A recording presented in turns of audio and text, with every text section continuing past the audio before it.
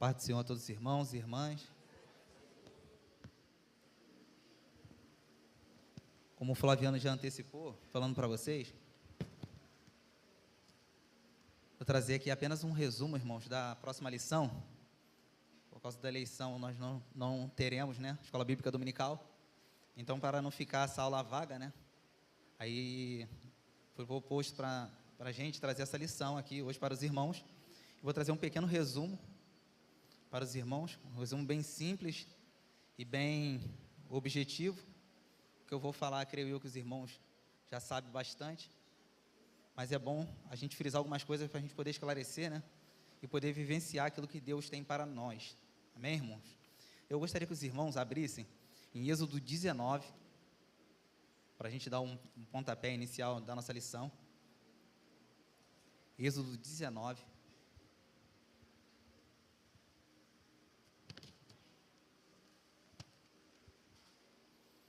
A gente vai ler do verso 1 até o verso 8.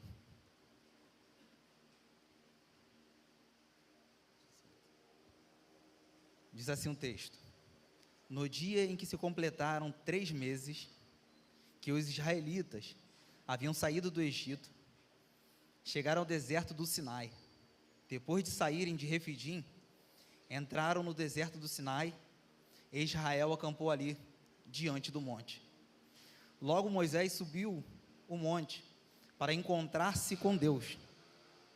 E o Senhor o chamou do monte, dizendo: diga o seguinte aos descendentes de Jacó, e declare aos israelitas: vocês viram o que fiz ao Egito, e como os transportei sobre asas de águias, e os trouxe para junto de mim. Agora, se me obedecerem fielmente e guardarem a minha aliança, vocês serão meu tesouro pessoal entre todas as nações.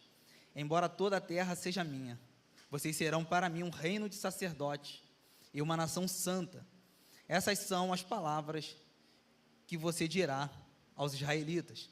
Moisés voltou, convocou as autoridades do povo e lhes expôs tudo o que o Senhor havia mandado que ele falasse. O povo todo respondeu unânime: faremos tudo o que o Senhor ordenou. E Moisés levou ao Senhor a resposta do povo. Irmãos, deixem suas Bíblias abertas, fazendo um favor. Só trazendo um breve resumo dessa lição, né? A lição número 1 vai falar sobre os 10 mandamentos, a lei moral, a ética, a lei moral, ética e espiritual de Deus para a humanidade. Os 10 mandamentos é bem famoso, os irmãos já conhecem. Enfim, só que antes de Deus trazer essa proposta dos 10 mandamentos, ou decálogo, ou as 10 palavras, como os irmãos queiram chamar, antes de Deus trazer essa proposta para o povo de Israel, a gente vai ver que Deus ele tinha feito lá atrás uma promessa para Abraão, em Gênesis capítulo 12, né, de qual faria dele uma grande nação. E a gente sabe que quando Deus fez essa promessa para Abraão, não se cumpriu assim de uma hora para outra. Demorou um determinado tempo para aquilo que se cumprisse ali, aquela proposta que Deus fez para Abraão. Aí só para resumir para os irmãos, a gente vai ver que esse povo cresce, o povo de Israel, eles vão vir ali, vai vir Abraão, vai vir Isaac, depois vai vir Jacó, e ali de Jacó, o nome de Jacó é mudado para Israel, e Jacó ali vai ter diversos filhos, né, e aqueles filhos de Jacó vão ter diversos filhos também, e a comunidade de Israel, o povo de Israel, a nação de Israel vai começar a crescer, e a gente sabe que eles vão ficar ali sendo escravizados, né, por mais de 400 anos na terra do Egito. Aí, amém. Só para fazer um resumo para os irmãos. A gente vai ver que esse povo de Israel era um povo de altos e baixos. E aqui eu vou trazer alguns textos para os irmãos antes de Deus trazer a proposta dos 10 mandamentos, para a gente ter uma noção de que povo é esse que Deus estava lidando e que Deus estava chamando. Às vezes a gente lendo parece que é uma coisa tão simples, mas não é uma coisa tão simples. A gente vai ver que Deus teve toda uma trajetória para lidar com o povo. Então a gente vai ver que quando Deus chama Moisés ali e tem aquela libertação do povo de Israel do Egito, a gente vai ver que quando eles saem do Egito ali, depois de Deus fazer diversas proezas ali na terra do Egito, diversos milagres, coisas extraordinárias ali, e o povo de Israel presencia aquilo que Deus está fazendo, a gente vai ver que quando eles saem do Egito, no decorrer da trajetória da caminhada deles até a terra prometida, a gente vai ver que quando eles saíram do Egito, eles saíram fisicamente, mas espiritualmente eles estavam ligados ainda ao Egito. A gente vai ver que vira e mexe, eles estavam ali se levantando contra Moisés, eles estavam ali murmurando, Então a gente vai ver que fisicamente eles saíram do Egito, mas espiritualmente eles estavam ligados ainda ao Egito. Aí eu trago até um exemplo para os irmãos. A gente vai ver nos dias atuais que tem muitas pessoas, às vezes, que entram para dentro da igreja, não vou nem falar que se convertem, mas aceitam a Jesus, e ali a gente vai ver que ela não perde aqueles costumes que ela tinha lá no mundo. Ou seja, ela está dentro da igreja fisicamente, mas espiritualmente não está ligada com Deus, mas sim com o mundo. Aí vamos lá, um outro exemplo para os irmãos, antes da gente chegar na proposta dos 10 mandamentos. A gente vai ver em Êxodo 14, que quando a nação de Israel, ela chega na frente do Mar Vermelho, a gente vai ver ali que quando eles chegam ali, eles estão ali no lugar, eles estão praticamente sem saída. Só que a gente sabe que Deus, ele tem saída para tudo, Deus tem solução para tudo. Enfim, quando eles chegam ali na frente do Mar Vermelho, eles vão presenciar que o exército de Faraó agora estão cercando eles. E ali começa a bater o desespero no povo. O povo, a gente vai ver que eles, querendo ou não, eles estão perdendo a credibilidade naquilo que Deus fez lá atrás. E ali eles começam a murmurar e começam a questionar Moisés, porque era mais fácil eles terem morrido no Egito do que morrer ali. E ali quando eles começam a questionar Moisés, quando ele vê o povo de Israel, a gente vai ver que Deus vai abrir o Mar Vermelho para que eles venham passar. Mas a gente vai ver que antes de Deus abrir o Mar Vermelho, eles estavam murmurando.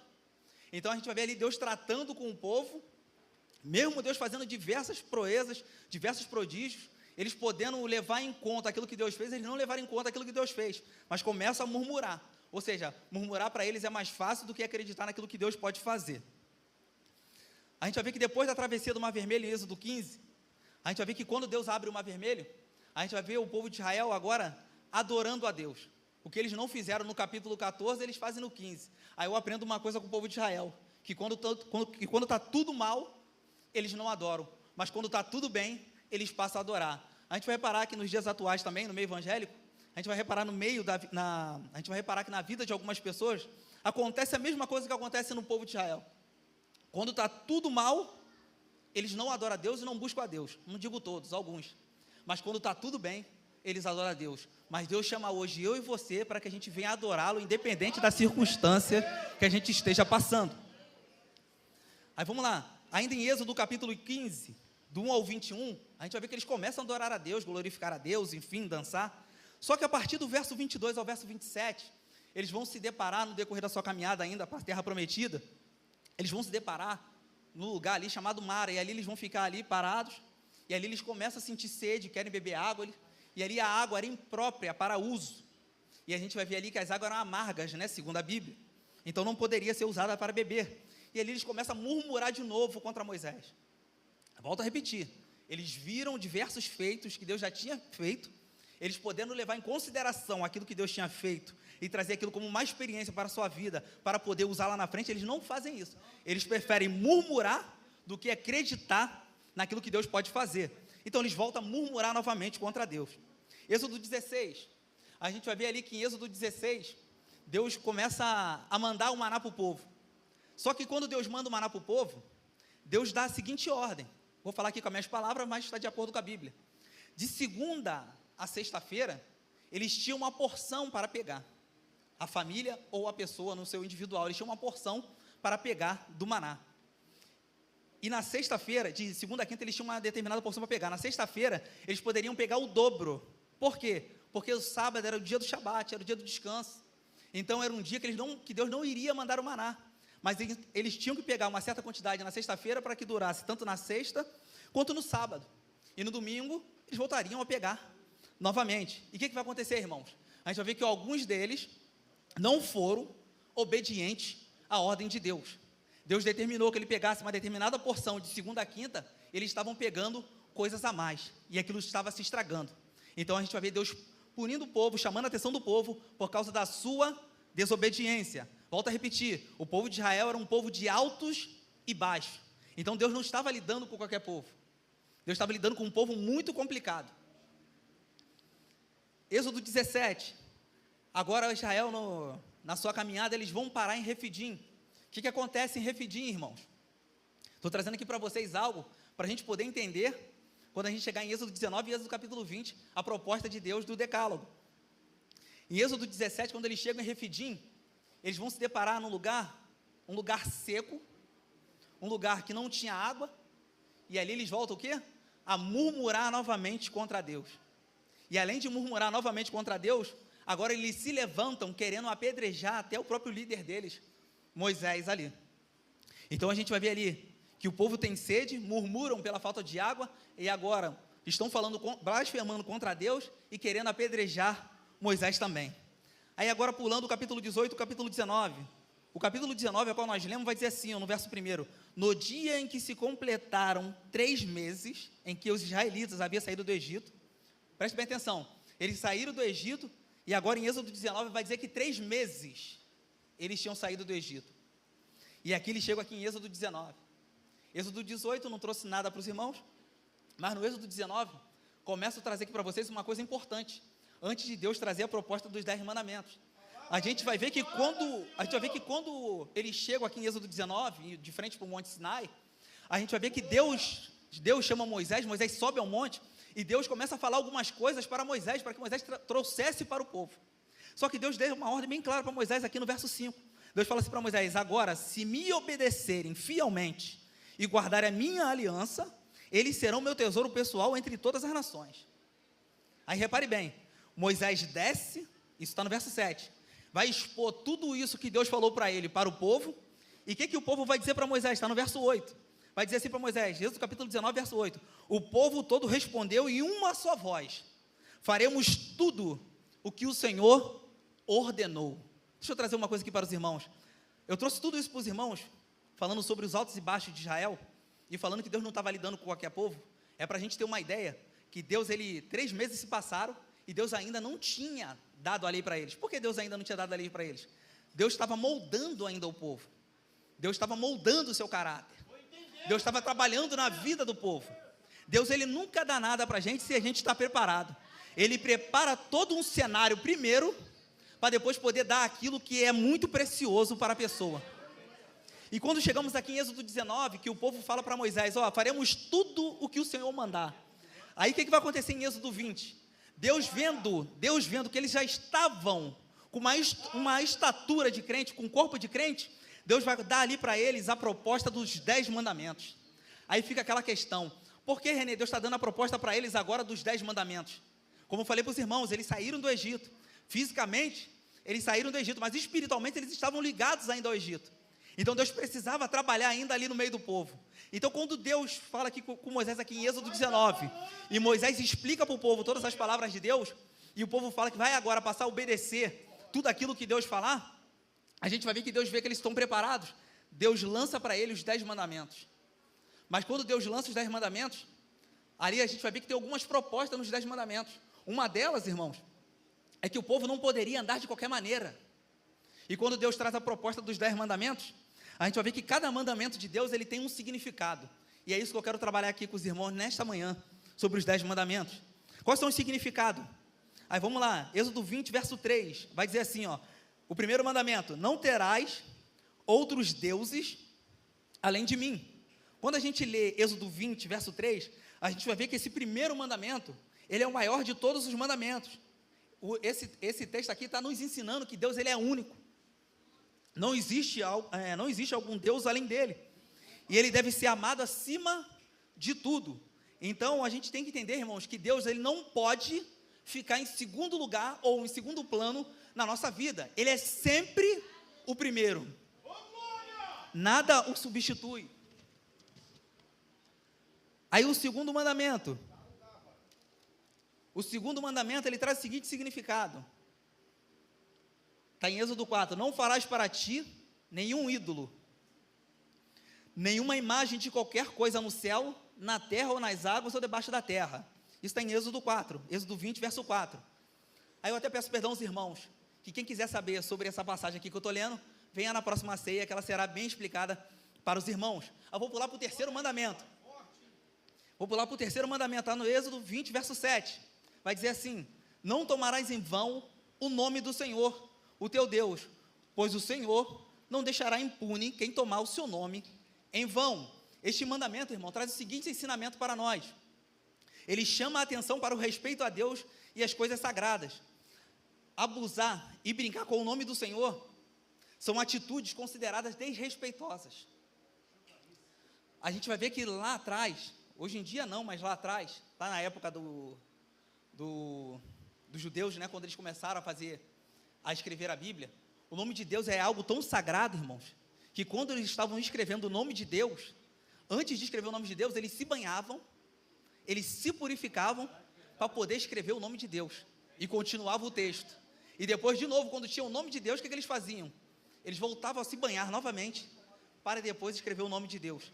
Então a gente vai ver que a gente não deve brincar e falar o nome de Deus em vão. O quarto mandamento está em Êxodo 20, verso 8. E qual é o significado? Vai dizer assim: lembra-te do dia do sábado para santificá-lo.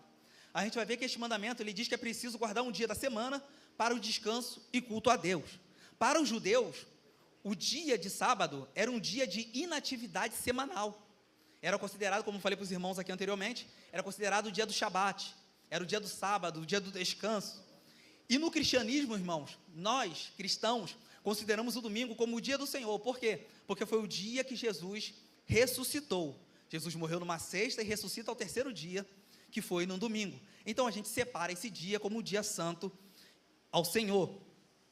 Aí vamos lá. O quinto mandamento está em Êxodo 20, verso 12, vai dizer assim, ó: honra teu pai e tua mãe, a fim de que tenhas vida longa na terra que o Senhor teu Deus te dá. A gente vai ver que esse quinto mandamento, irmãos, ele é o primeiro mandamento como promessa. A gente vai ver: honra teu pai e tua mãe, e logo depois tem uma vírgula e vem a promessa, né? Para que os seus dias se prolonguem sobre a face da terra. Então a gente vai ver que nós devemos honrar o nosso pai e a nossa mãe, pois são eles que nos dão a vida e nos transmitem o conhecimento a Deus. E a gente vai reparar que os pais, de certa forma, eles simbolizam, irmãos, a presença de vida, a presença divina na vida do indivíduo. Aí vamos lá, o sexto mandamento. Qual o significado? Diz assim, o verso 13, o sexto mandamento: não matarás. Este mandamento, ele trata de um valor fundamental. Que valor é esse? É o valor da vida. A gente vai parar que a vida humana, irmãos, ela é sagrada pelo fato de sermos criados pelo próprio Deus. E Deus, quando Deus cria o homem, ele faz o homem a sua imagem e a sua semelhança. Então a gente vai ver que a vida é de valor fundamental para nós. E conforme eu abordei aqui, falando sobre suicídio, a vida, nós não temos o poder de tirá-la. Isso não cabe a mim e não cabe a você. Amém, irmãos? O sétimo mandamento, está no verso 14, vai dizer assim, ó: não adulterarás. Quando fala sobre não adulterarás, irmãos, fala da proibição do adultério, ou seja, de uma relação extraconjugal, ou seja, uma relação que não é sua, ou seja, pessoas que se envolvem aonde não deviam se envolver. E quando fala sobre essa questão do não adulterarás, fala da proibição do adultério, a gente também quando fala sobre não adulterar, fala sobre a proteção do casamento. Por quê? Porque do casamento dá origem à família. E a gente vai ver que quando acontece essa questão do adultério, a gente vai ver que é uma ofensa grave às leis de Deus. É uma ofensa grave a esse mandamento que Deus proporcionou para a humanidade. Então, quando a gente fere os mandamentos, a gente acaba ferindo também essa aliança sagrada que Deus fez para conosco. Amém, irmãos? Aí o oitavo mandamento está no verso 15. Vai dizer assim, Êxodo 20, verso 15: não furtarás. Esse mandamento nos ensina, irmãos, que é errado se apossar-se de bens que não é nosso. Como assim? Aí um exemplo que eu gosto de trazer, eu gosto de falar. Tem pessoas que trabalham dentro de uma empresa, e dentro dessa empresa tem um pote de caneta, tem umas 100 canetas, e a pessoa fala assim: vou pegar uma. E leva, ninguém vai sentir falta mesmo. Isso é furto. Desde o momento que você pega e não pede, isso é furto. Mas às vezes a gente costuma dar valores a pecados maiores e esquece dos pecados menores, achando que aquilo não vai surtir efeito na nossa vida. Mas vai surtir sim efeito na nossa vida. Então a Bíblia nos ensina aqui, no oitavo mandamento, no verso 15 de Êxodo capítulo 20, que a gente não deve se apossar de bens alheios, ou seja, de bens que não sejam nossos. Isso é furto. Pode ser também considerado um roubo, enfim. Então a gente vai ver que não furtarás, irmãos, ele engloba roubo, engloba fraude, engloba corrupção e etc. Aí o nono mandamento vai dizer assim, ó, no verso 16: não darás falso testemunho contra o seu próximo. Este mandamento, ele reprova a acusação de alguma pessoa por aquilo que ela não fez. Ou seja, eu vou lá, um exemplo, e acuso o Miltinho e o Éder de algo que ele não fez. E a Bíblia aqui está falando sobre isso, para que a gente não venha, dizer algo que o irmão ou que a irmã não fez. Então a Bíblia é bem clara aqui, no verso 16, falando sobre isso, para a gente não dar falso testemunho contra o nosso próximo. E o que acontece nos dias atuais, irmãos? Até no meio evangélico, a gente vê muita calúnia, a gente vê muita fofoca, a gente vê muita mentira, difamação. Então a gente vai ver que tudo isso, irmão, é faltar com a verdade e configura uma violação moral e grave diante de Deus. Então isso é algo que a gente não deve fazer, de dar falso testemunho a quem não fez algo na face desta terra, irmão. O 10º mandamento e o último vai dizer assim, ó, verso 17: não cobiçarás a casa do teu próximo, não cobiçarás a mulher do teu próximo, nem seu servo ou suas servas, nem seu boi, seu jumento, nem coisa alguma que lhe pertença. Então o 10º mandamento vai dizer sobre não cobiçarás. Quando fala de não cobiçarás, irmãos, o interessante disso tudo é que esse mandamento, ele trata do pecado da inveja ou da cobiça. A gente vai ver que existem nos dias atuais, tanto no meio evangélico quanto fora do meio evangélico, a gente vai ver que existem muitas pessoas insatisfeitas com aquilo que ela tem, e ela acaba agora almejando ou desejando aquilo que a outra pessoa tem. Então a gente vai ver que o 10º mandamento, ele vai contra essas atitudes.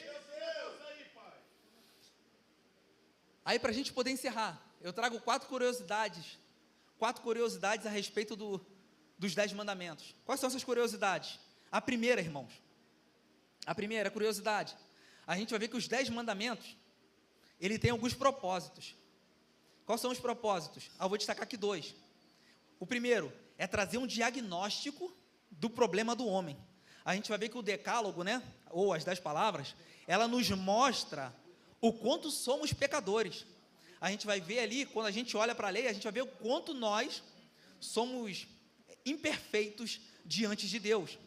Qual é a outra curiosidade? A segunda, falando ainda sobre os propósitos do 10 mandamentos, a segunda, a gente vai ver que essas 10 regras dadas por Deus ao seu povo, era para que eles seguissem e pudessem usufruir, para que eles pudessem ter uma vida mais feliz e próspera. A terceira curiosidade, irmãos, os 10 mandamentos, ele reflete o caráter e a santidade de Deus. A gente vai ver que os 10 mandamentos, eles são santos, ele é perfeito. Mas só que quando a gente olha para os 10 mandamentos, nós, seres humanos comuns, a gente vai ver que nenhum ser humano na face da terra era digno de cumprir esses mandamentos. Porque os mandamentos são santos e são perfeitos, então um ser imperfeito, como eu e você, era impossível de cumprir os 10 mandamentos. Só uma pessoa na face desta terra conseguiu cumprir todos esses mandamentos, que foi o Senhor Jesus Cristo.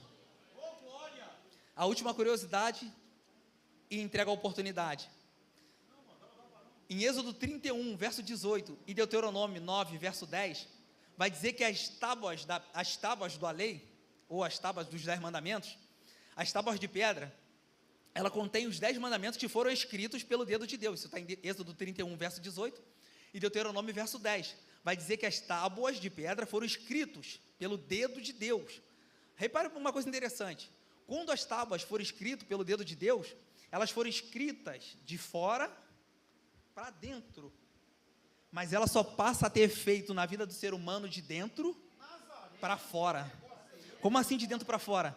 A partir do momento que eu começo a dar valor àquilo que Deus deu e começo a botar em prática, a gente vai ver que a gente começa a viver aquilo que Deus propôs para nós. Então os 10 mandamentos, ele só vai passar a ter efeito nas nossas vidas a partir do momento que a gente tem ele dentro de nós e começa a colocá-lo para fora. Então a gente vai ver que foram escritos de fora para dentro, mas só tem efeito de dentro para fora.